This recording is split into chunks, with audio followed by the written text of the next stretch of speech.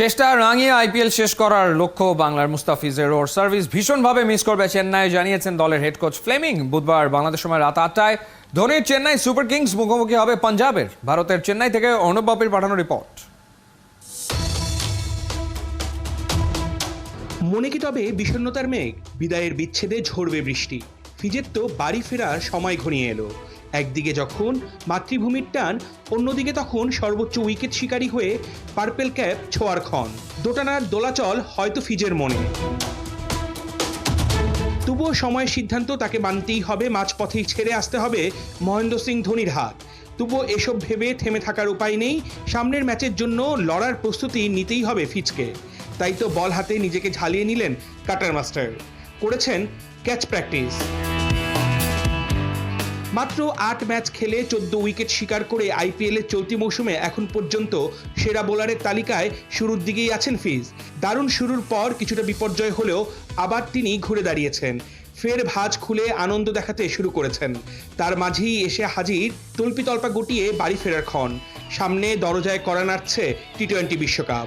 দেশকে সার্ভিস দিতে নামতে হবে জিম্বাবুয়ে সিরিজের শেষ ম্যাচগুলোতে।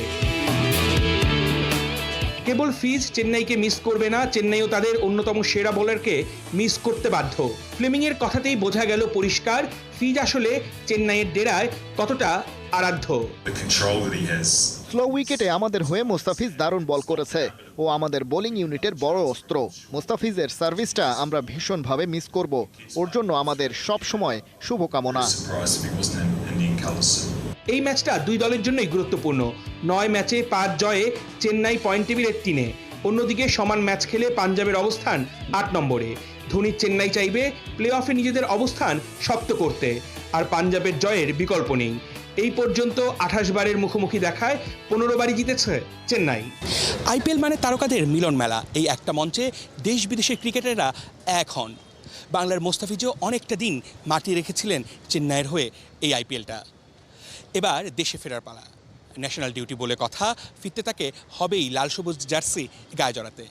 তার আগে পাঞ্জাবের সঙ্গে ম্যাচটায় ভালো কিছু উপহার দিয়ে একটা চমক দেখানোই লক্ষ্য থাকবে বাংলার ফিজের।